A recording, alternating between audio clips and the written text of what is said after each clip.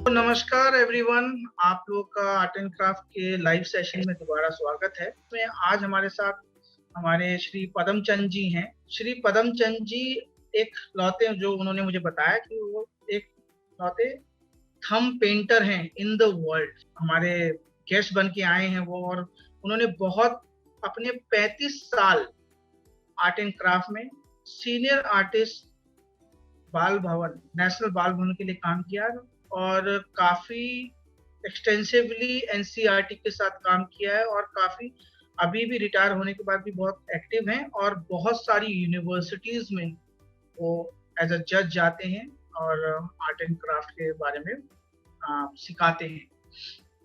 सो आज मैं पदम जी को मतलब बहुत बहुत धन्यवाद देते हुए पदम सर का मैं मतलब वेलकम करना चाहता हूँ। श्री पदम चंद जी, सर थोड़ा सा अपने बारे में बताएं हमारे दर्शकों को, और बहुत बहुत मैं आभारी हूँ आपका, आप हमारे साथ आप जुड़े हुए हैं सर।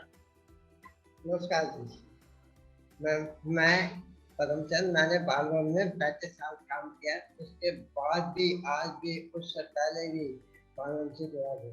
ये बाल भवन की जब स्थापना हुई थी 1996 में, उस समय मैं लाइब्रेरी साहब था। उन्होंने हमें लड्डू बांट के खिलाए, अपने हाथों से लड्डू बांटे, हमें बड़ा अच्छा लगा था।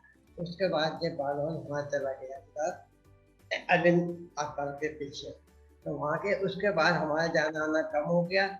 उसके बाद क्या हुआ कि हमारा एक दोस्त है, तो उसको फुटबॉल खेलने का शौक था, उसको कोई साथी नहीं मिल पा रहा। तो उन्होंने मेरे से एक दिन कहा कि आप मेरे साथ चलो, मैं आपको कॉलोनी में चलता हूँ, वहाँ पे पेंटिंग भी होती है, बहुत सारी कलाएं होती है।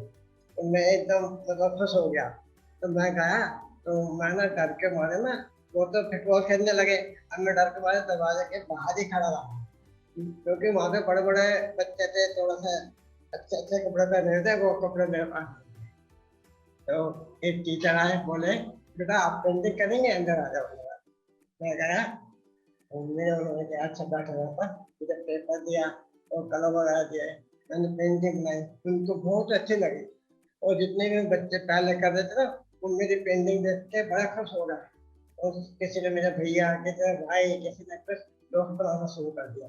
और टीचरों ने कहा कि आप हमेशा यहाँ आया करो, आपको फ्री रंग मिलेंगे, जो मिलेगा वो मिलेंगे। ऐसे में आने जाना शुरू करा, और बस मेरी जीवन यात्रा आज के यहाँ से शुरू हो गई। क्योंकि मुझे यहाँ से प्रेरणा मिली कि अब आपको अब काम अच्छा है, आप आर्ट कॉलेज जाओ, वहाँ पे हम आपका एडमिशन कराएंगे, अपने पिताजी को बुला कर आना, हम आपको पिताजी को बोलेंगे कि इस बच्चे को आर्ट करने डालो। तो उन्होंने मेरी मदद करी, फिर मैंने वहाँ से शारदा वकील से बीए को टीचर ट्रेनिंग करी, फिर एमए करा, वहाँ से एमए कॉलेज गाजियाबाद से। उसके बाद मैंने बहुत सारी जगह काम किया, स्कूलों में सिखाया, कोई फ्री सिखाया, गार्डन में गरीब बच्चों को सिखाया, उनको इकट्ठा करा, उनको सिखाया। तो ऐसे मेरी ख्याति फैलती चली गई। तो फिर मुझे कई जगह से ऑफर आने लगे, आप हमारा स्कूल आइए। तो मैंने कहा नहीं, मुझे मुझे काम करना, बच्चों के साथ फ्री काम करना, कहीं बन के काम नहीं करना। फिर मुझे डीएलपी से ऑर्डर आया कि आप यहाँ आइए, हमारे बच्चों को सिखाइए, हमारे साथ काम कीजिए। लेकिन मुझे ना बच्चों के साथ ज़्यादा अच्छा लगता था काम करना, क्योंकि जहाँ से मैंने सीखा वहाँ से मुझे ऊपर आया, घर पर लगता है कि आप आइए और यहाँ पे ज्वाइन कीजिए।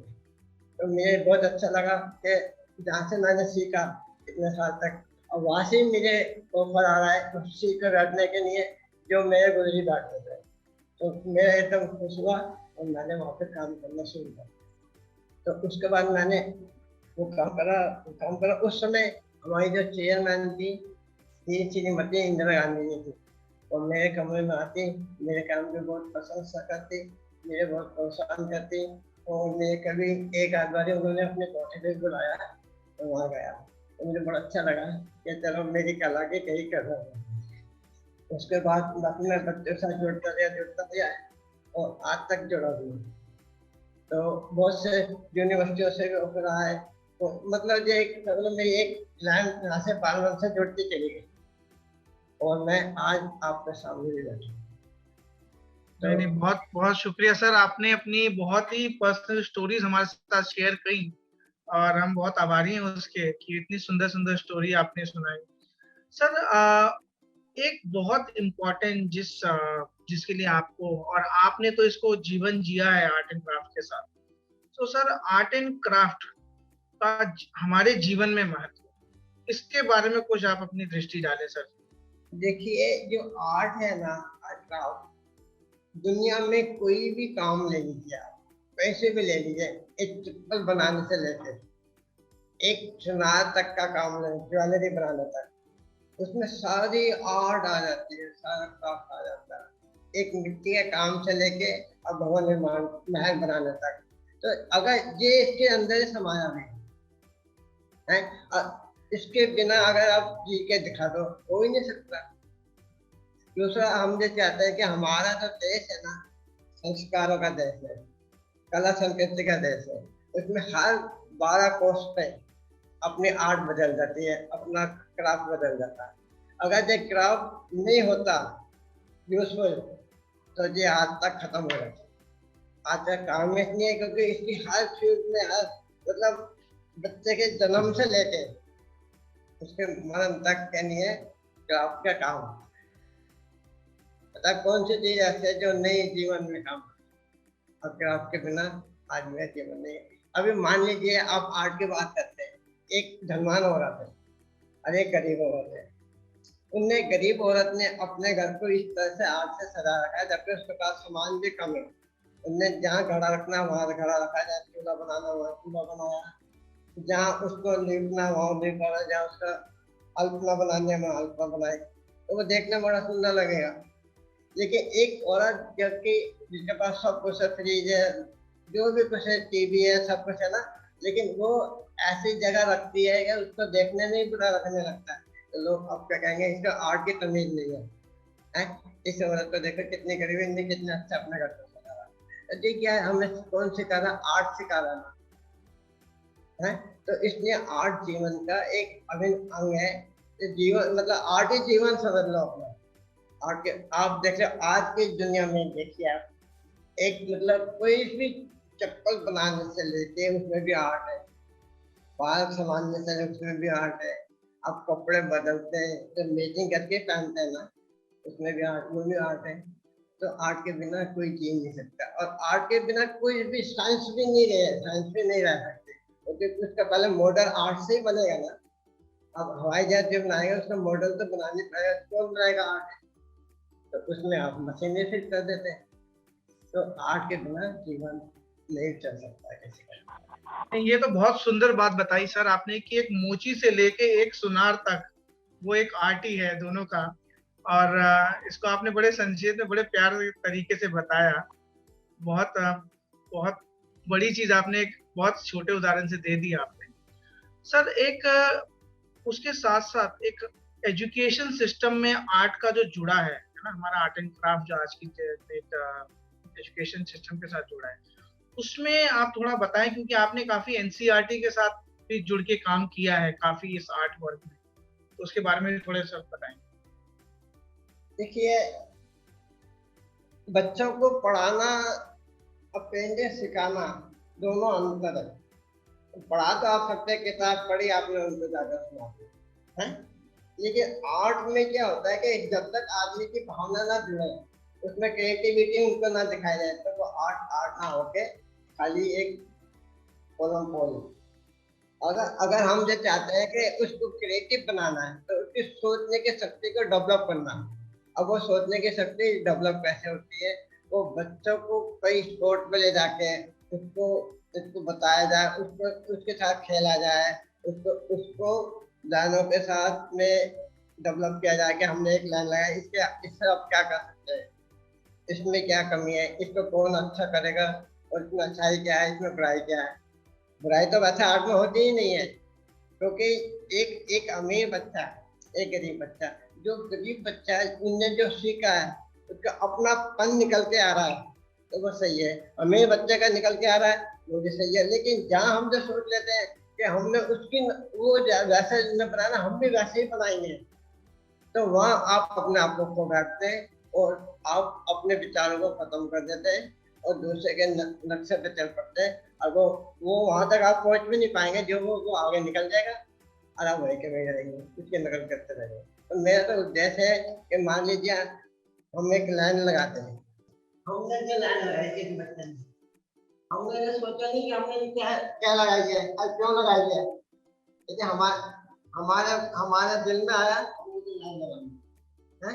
अब बच्चों को जब बोलो इसमें आपको क्या दिखाई दे रहा है, इसमें आप क्या कर सकते हैं, अगर आप बस ये सोचना, अगर वो इसमें कुछ कर लेता है तो सोचे समझे ला जा रहा है, लेकिन हमें नहीं पता कि है क्या। लेकिन अब बच्चे को डेवलप करने के लिए तो सोचना पड़ेगा कि मुझे क्या दिखाई दे रहा है और मैं इसमें क्या कर सकता हूँ। जब वो अगर करता है तो उसमें क्या करता है, सिंपल सी बात है।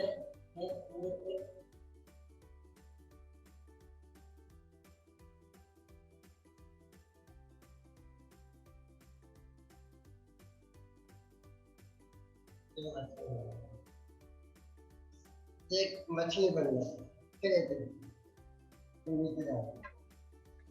तो ये इस बच्चे को डेवलप करने की इच्छा है। और ये आज का शुरुआत भी ये होती है।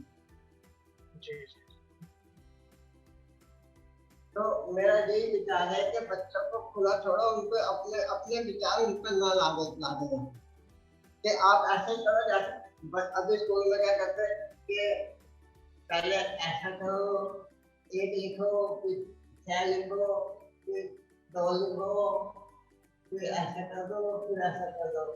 ये तो तुम कर रहे हो, तुमने इतने सीखा, बच्चा तो तुमसे ज्यादा जानता है, उसे वहां तक तुम पीछे क्यों हटा रहे हो, उसे आगे बढ़ाओ के बच्चे, तुम कुछ करके दिखाओ, तो वो बात बनती है आपके अंदर।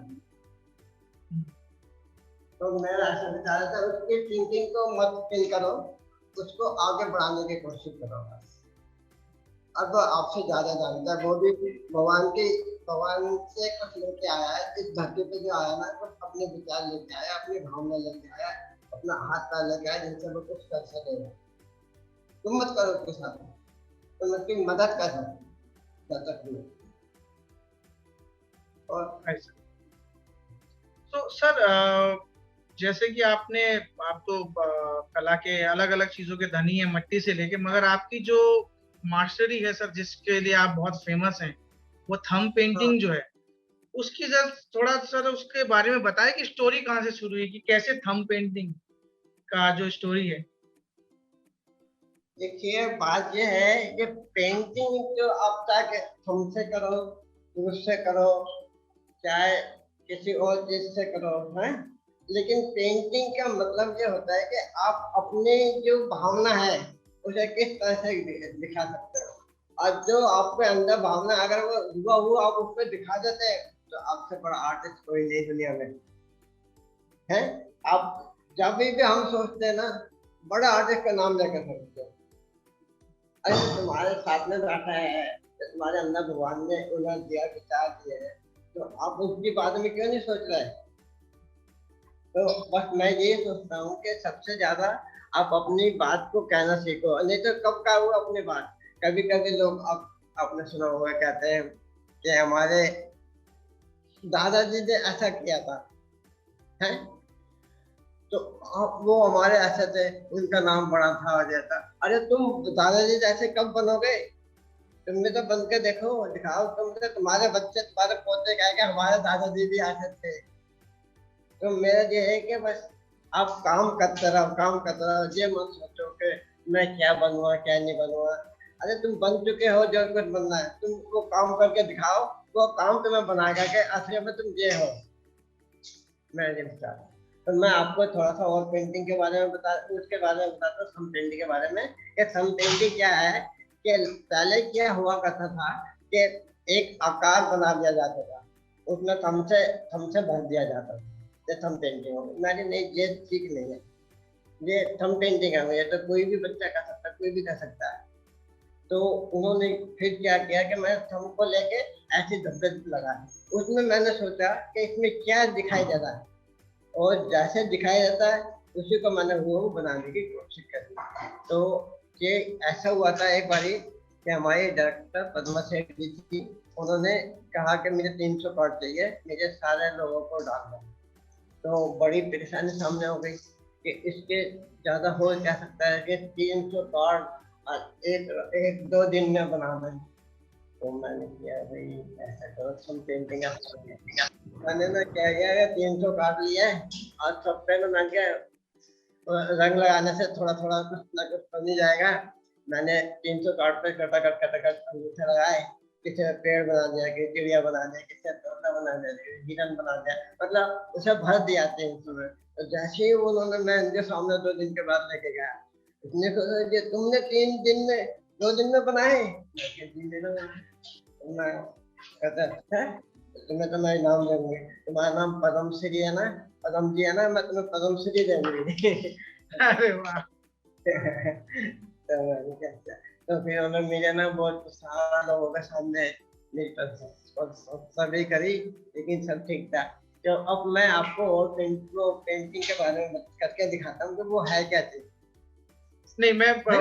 थोड़ा सा समय सर, उससे पहले एक और लास्ट सवाल हमारा है ना, और हम आपकी पेंटिंग दिखाएंगे बच्चों को, और बच्चों आप लोग देखिएगा कि लास्ट में हम लोग थंब पेंटिंग की एक्टिविटी भी सर करके दिखाएंगे, और थंब पेंटिंग करते कैसे वो भी सर बताएंगे व्हाइट बोर्ड में, जो पीछे बोर्ड है ना। तो उससे पहले सर हम ये जानना चाहेंगे कि एक बहुत इंपॉर्टेंट सवाल है जो मुझे बहुत ज्यादा कहीं ना कहीं लगता है कि art and craft as a profession. So art and craft, क्योंकि आपने अपने पूरे 35 साल तो सिर्फ बाल भवन में है ना, नेशनल बाल भवन में, मगर आप बहुत पहले से आर्ट एंड क्राफ्ट कर रहे हैं।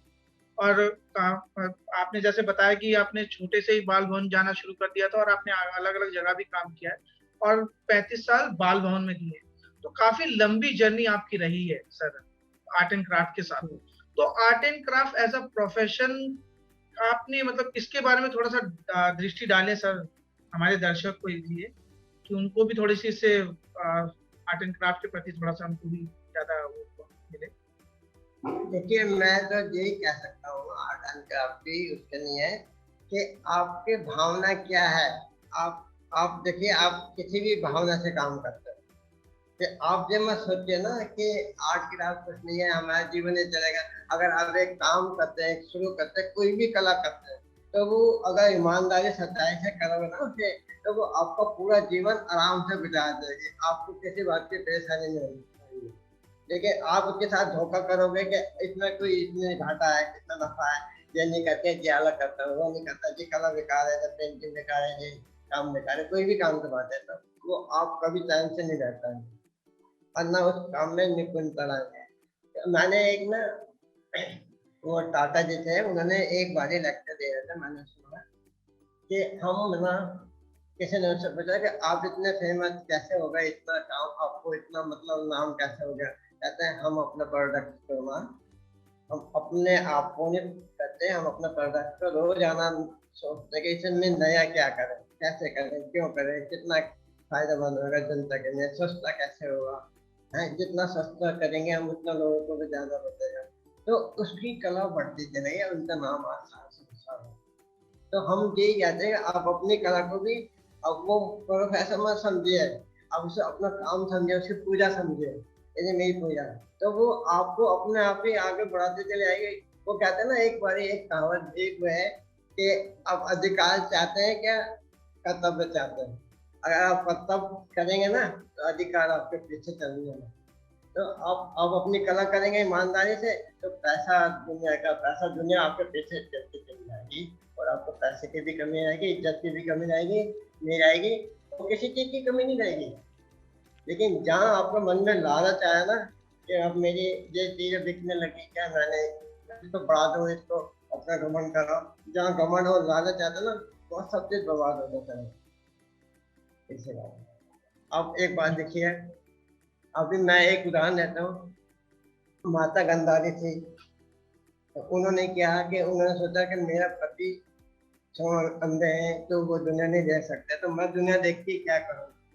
उन्होंने उसी जगह पिटते डाली, लेकिन उसी कारण उनमें इतनी शक्ति पैदा हो गई, इतनी शक्ति पैदा, उसने अपने बेटे को बज्जर का बना दिया था। जैसे उन्होंने पट्टी खोले ना, उसका बेटा बच्चा का होगा, उसको कोई तोड़ नहीं सकता था। तो वो शक्ति कहाँ से पैदा हो गई बोलो?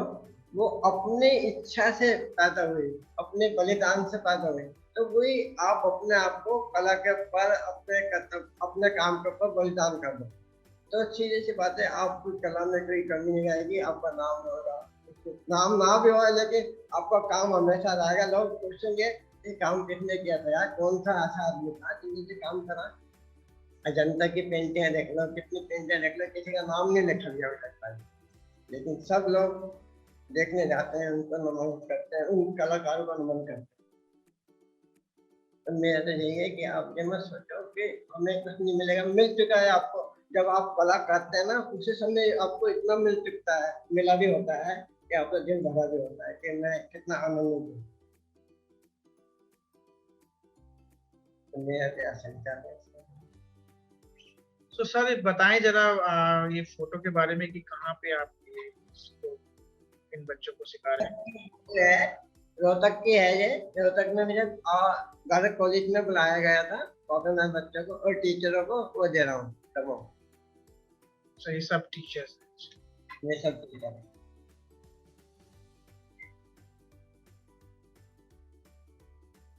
ये रांची का है। ये रांची में मुझे जजिंग के लिए बुलाया था।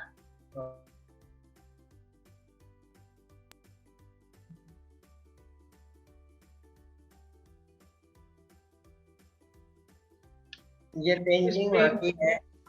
ये पेंटिंग वहाँ पर है हमारे लुधियाना में। मैंने वहाँ पे कुछ खरीदी थी ना। ये तो बहुत सुंदर पेंटिंग, बहुत अच्छी झलक दिखाई।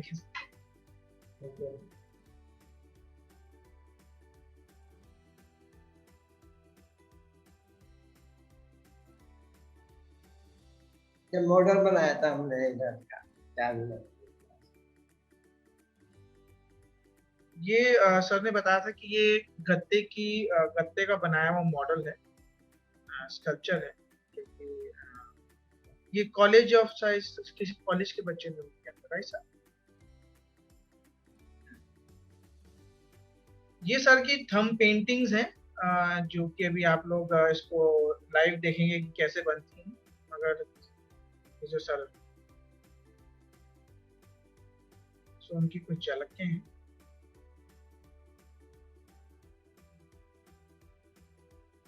वॉल पेंटिंग है। देखिए, सबसे पहले मैं आपको पैसे वो जवानी बताता हूँ कि जो थंब पेंटिंग है ना, इसमें कम से कम कलर के प्रयोग होता है। और दूसरा क्या होता है कि थंब को जो निशान होते हैं ना, लाइनिंग होती है उंगलियों की, उसको दिखाई देना आवश्यक है, बहुत जरूरी है। और जितना भी कम कलर आप लगाएंगे ना, उतनी ज्यादा अच्छा है। और एक बारी लगाने के बाद दोबारा उस पर इस्तेमाल ना किया जाए तो ही ठीक है। अच्छा, मैं थोड़ा सा आपको करके दिखाता हूँ। थोड़ा सा मैंने कलर लगाया, पूरा अंगूठा भी नहीं लेना।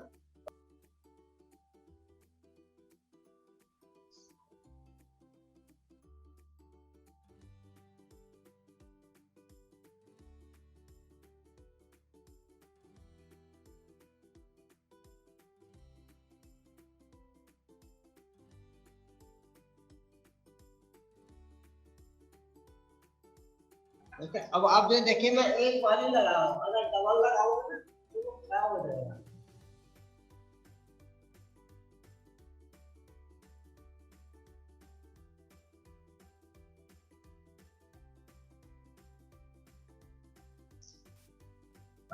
अपने आप को फ्री रखना है, ये नहीं कि असली लगा, ऐसा कुछ नहीं है इसमें। अब मैं नखून का प्रयोग कर रहा हूँ। ठीक है।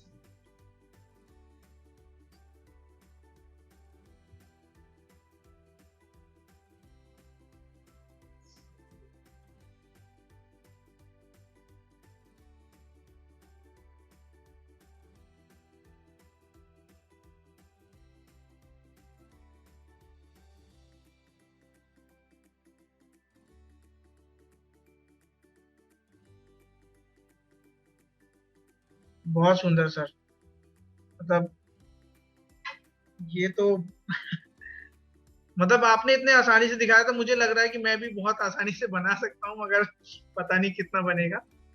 और बहुत नहीं सुंदर यार, आपने ये। जी। इसमें कुछ नहीं है, मतलब आप उसको समझो। आपने जो अंगूठे जो लगाया ना, मान लो ये हमने अंगूठा लगाया ना, इसमें आप समझो कि इसमें मुझे क्या नजर आ रहा है। बस जाए, आपको नजर आया, आप उसको कर दो।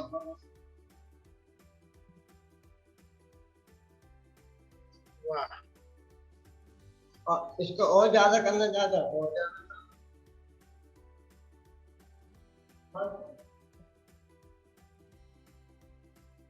अरे वाह, एकदम बड़ा से सिंपल है ये कला। सो कहने का मतलब कि देखने का नजरिया है। और अगर आप देखें अच्छी तरह से। करने की हिम्मत है। नहीं, बहुत आप अब सुंदर। एक छोटे बच्चे को देखो, आपको, आप छोटे पेपर पे काम करेंगे ना, आपको डर लगेगा कहीं खराब ना हो जाए। और छोटा बच्चा होता है, पूरी दीवार के ऊपर पेंटिंग करता चला जाता है, उसे एक कलर दे दो, वो ऐसे जी। घुमाता घुमाता बनाता बनाता चला जाएगा। क्योंकि जी। उसको डर लगेगा, उसको पता है कि मैं सही कर रहा हूँ। आपको पता है कि अगर मैं सही नहीं हूँ तो मेरी बेइज्जती हो जाएगी। और उसको नहीं लगा रही चीज की। उसका जो है कि बस मैं अपने मन की एक बात कह रहा हूँ, और चाहे कोई माने ना माने, लेकिन मैं मान रहा हूँ ये सही है। और आप उसको मारेंगे, वो कहेगा नहीं मैं तो करूंगा। वो करके ही दिखाएगा आपको आपके साथ। सही बात है।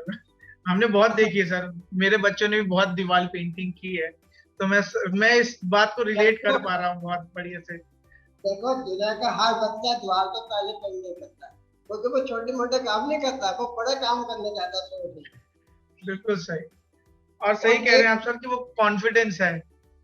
वो एक बात और बता दो, अगर कोई भी बच्चा है, अब मान लो दुनिया का कह रहा हूँ बच्चा, वो पहले पेंटिंग कैसे बनाता है, इस तरह से, एक पहाड़ बनाएगा, है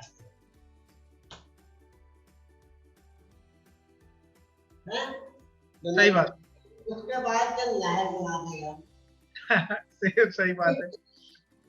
और दो खजूर के पेड़ बनाएगा,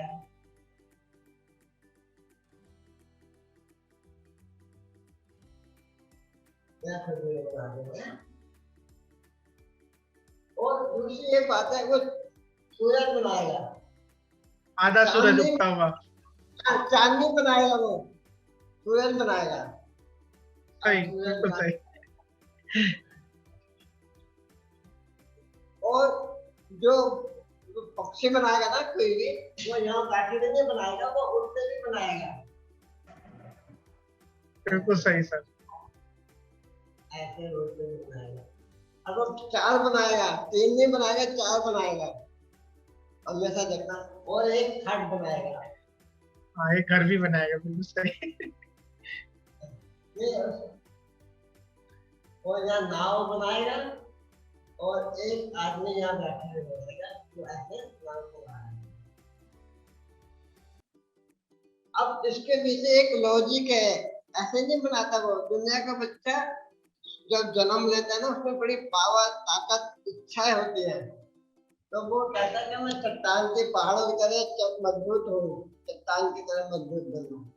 और मैं सूरज की तरह उगता भी हूँ।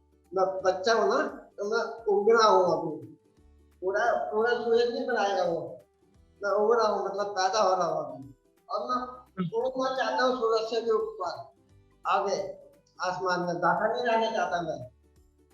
दूसरा, वो नहर, पानी के लिए पानी बनाता है, पीने के लिए पानी की आवश्यकता जीवन में होती है। और दूसरा नाव होता है, कि नाव में मैं बैठ के सैर करूँ, और खाने के लिए मुझे शरीर में मुझे बैठा रहो। हर बच्चे को आप देख लीजिए, बनवा के देख लो, पहली पेंटिंग यही बनेगी। ये कलर हमारे प्लेट में बचे हैं ना, इसको इस जी। तरह से लिया हमने, और ऐसे ना ऐसे ले लिया, और इस तरह से नजर आती है।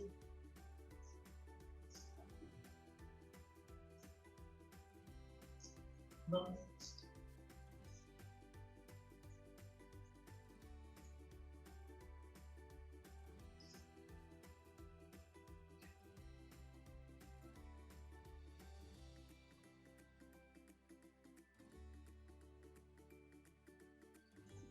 ये जो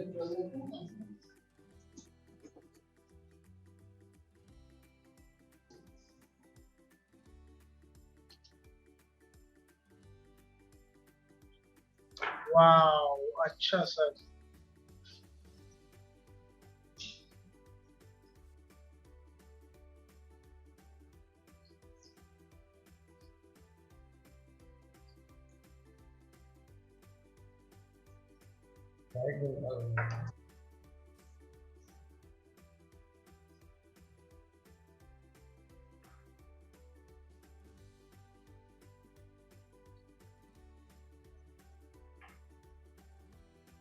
इस तरह से आप अच्छे बनाते हैं।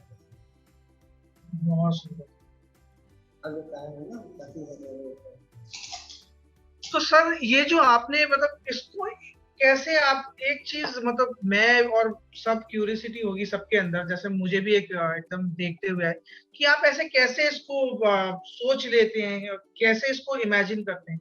मैंने पहली बार आपको बताया था ना कि आप ऐसी लाइन लगाओ, उसमें आपका और बेसन जो आपका भावना है ना उसके अंदर आने शुरू हो जाते हैं। जैसे आप हाथ लगाते हैं ना कलर का, तो आपकी जो भावना है ना वो हमारे तक आ जाती है, उसी समय आ जाती है, उसी समय आपका दिमाग का जुड़ जाता है और आप काम कर लेते हैं, इतना सोचने की जरूरत नहीं होती है।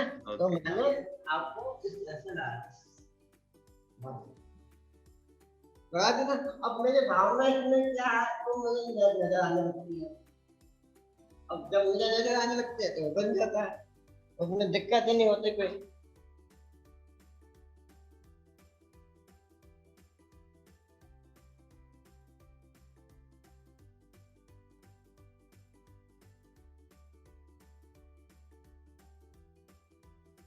देखिए आप इधर बहुत से लोग क्या करते हैं, ऐसे कला भी कई तरह की होती है। एक तो होती है इमीडिएटली कला करना, मतलब इंटेंशनल कला, एक एकदम आपको मन में आया आपका शुरू हो गया। एक होता है उसको पहले विचार करा जाएगा, उसका करेंगे, फिर ऐसा करेंगे, फिर अपनी थोड़ी उसमें डालेंगे कि मैं ऐसे ही काम करूं जैसे कि मैं पहले करता चला आया हूँ। तो उसमें क्या होता है कि आदमी को सोचने का मौका नहीं मिलता। अभी जैसे कि आप कहीं जा रहे हैं, आपको एक कोई चीज अच्छी लगी, आपने फोटो ले ली, कुछ चीज ले ली, लेकिन आप ये सोचे कि पहले मैं ऐसा बना के फिर उसकी फोटो लूं, तो वो बात अलग हो जाती है। दोनों बातें अलग अलग होती हैं। तो आप जो भी आपको मन की भावना कहाँ है, कैसी है, वो आपको दिखा नहीं देना, सीधी सी बात। आप कैसे दिखाते हैं वो आपकी इच्छा है। सर जैसे हम फ्लावर बनाते हैं ना, तो उसमें 3D इफेक्ट देते हैं ना, जैसे बीच में आइदर बीच का पोर्शन हम लाइट लेते हैं, 3D इफेक्ट हम डार्क कलर से बनाते हैं, या फिर हम डार्क कलर लेते हैं और उसके 3D इफेक्ट हम लाइट कलर से देते हैं। सर वो कैसे करते हैं? बिकॉज वो मर्ज नहीं होता है, थोड़ा सा डिफरेंट भी रहता है, but it looks very beautiful. देखिए ये जो होता है ना, मुझे स्टडी करनी चाहिए। ये पेंसिल से वो होते शेड होते हैं, मतलब उसमें 10 शेड बनना, लाइट पहले लाइट, फिर डार्क, फिर डार्क, फिर डार्क, फिर डार्क, फिर डार्क, ऐसे ऐसे 10 शेड में बांट लिया जाता है। हर शेड में बांट जाता है। अब कौन सी शेड आपके ऊपर पड़ रही है, कितने कितने ग्रेड की पड़ रही है, वो कलर लगा दीजिए, वो शेड लगा दीजिए, वो बन जाएगा।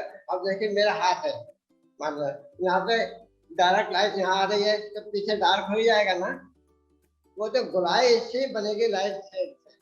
अगर इस पे बहुत तेज लाइट डाल दो तो आपको कुछ भी नहीं दिखाई देगा, और डार्क कर दो, बिल्कुल काला कर दो, तब भी नहीं दिखाई देगा। तो हमें सारी शेडों को लेके जाना पड़ता है, तब वो बनती है। ठीक है, ओके सर, यस। क्योंकि अगर आप एक शेड पे जाएंगी तो वो एक लाइन ही लगेगी आपको। देखिए मैं आपको एक बार बताऊं, कलर एक अलग चीज है, ड्राइंग एक अलग चीज है। अगर आपकी ड्राइंग अच्छी है, आप फटाक ड्राइंग कर लेते हैं, तो उसमें कलर की आवश्यकता नहीं रहती, शेड की आवश्यकता रहती है। क्योंकि बहुत से लोगों ने सिर्फ लाइन ड्राइंग से पेंटिंग की है। अब शेड आपको देखो, आपको क्या खाना पसंद है वो मुझे नहीं मालूम, आप कौन सा कलर इस्तेमाल करना चाहते हैं वो आपकी अपनी इच्छा होगी। कितना करना चाहते हो, गहरे रंग में करना चाहते हो, क्या हल्के में जाना चाहते हो, वो आपकी अपनी इच्छा है। उसमें शेड और कलर की कोई कीमत नहीं होती, सिर्फ आपकी भावना की कीमत होती है। क्योंकि लोग भावना को भूल जाके ना और कलर के ऊपर चले जाते हैं। आज पहले जो बच्चा पहले कलर शुरू करता है, ड्राइंग बाद में करता है, तो वो हमेशा सक्सेस नहीं हो पाएगा। क्योंकि वो बच्चों में क्या होता है कि कलर में खो जाता है, तो उसमें कमियां रहती है ना कलर के नाते, तो वो नहीं पकड़ पाएगा। तो मैं पहले यही कहता हूँ, सबसे पहले स्केचिंग करो, उसमें स्केचिंग करके उसकी ड्राइंग ठीक करो, उसके बाद कलर कर दो, आसान है। कभी इसके लिए आप कभी मौका मिले तो हम मुझे करके भी दिखाएंगे। एक बहुत सुंदर बात कही आपने सर कि देखने का नजरिया है, या तो आर्ट कहीं नहीं है या तो आर्ट सभी जगह है। तो बहुत सुंदर एक सिंपल सी बात से आपने, और जो भी उदाहरण दिए वो बड़े प्यारे प्यारे उदाहरण दिए, जो बड़े अच्छे लगे कि क्राफ्ट मूची भी करता है और सुनार भी करता है। ये बड़ी दिल पे लगी हुई, बहुत प्यारा था जो समझाने का तरीका था। तो बहुत बहुत शुक्रिया सर, आप हमारे साथ जुड़े और आपने अपना समय निकाला और हम लोगों को दिया। थैंक यू सो मच आने के लिए, और आज का मैं सब नहीं समाप्त